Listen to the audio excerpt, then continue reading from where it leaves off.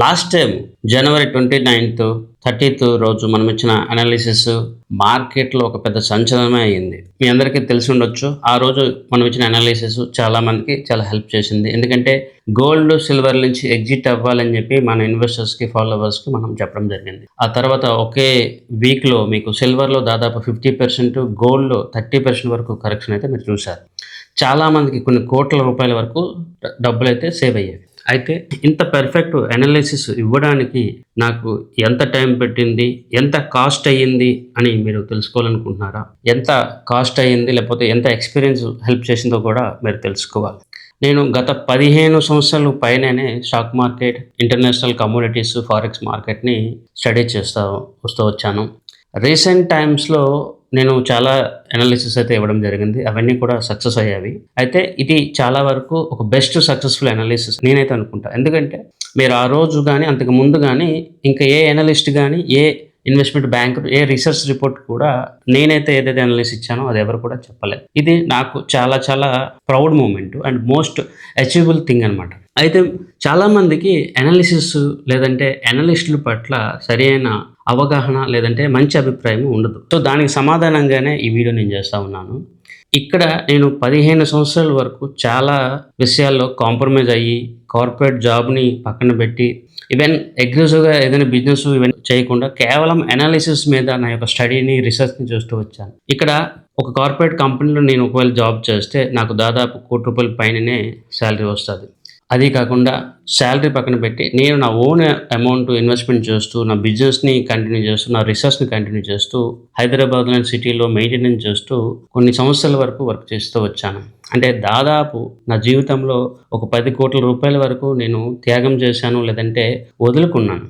ఇక్కడ మార్కెట్ సంబంధించి daily 4 hours 5 hours చదువుతూ ఉండాలి, ఇంటర్నేషనల్ మార్కెట్ని చూస్తూ ఉండాలి, లోకల్ మార్కెట్ని, ఇతర విషయాలన్నీ కూడా మనం రెగ్యులర్గా చదువుతూ ఉండాలి. ఇంత టైం అనేది నార్మల్ ఇంకా వేరే జాబ్ కానీ లేదా వేరే బిజినెస్ చేస్తున్నప్పుడు మనం ఎక్కువ టైము దీనికి స్పెండ్ చేయలేం. నేను రీసెర్చ్ అంటే చాలా ఎక్కువగా ఇంట్రెస్ట్ చూపిస్తాను కాబట్టి దీనికోసం డెడికేషన్గా పనిచేశాను. అంటే చాలామంది చాలా తక్కువగా ఆలోచన చేస్తూ ఉంటారు. అనాలిసిస్ అంటే ఏమి ఉండదు, సింపుల్గా మనం దాన్ని తెలుసుకోవచ్చు లేకపోతే చెప్పవచ్చు అనుకుంటారు. అదే కరెక్ట్ అయితే మరి మీరందరూ ఏం చేశారు? లేకపోతే మిగతా కంపెనీలు కానీ, పెద్ద పెద్ద బ్రోకింగ్ కంపెనీలు కానీ, రీసెర్చ్ ఏజెన్సీ కానీ ఏం చేశాయి?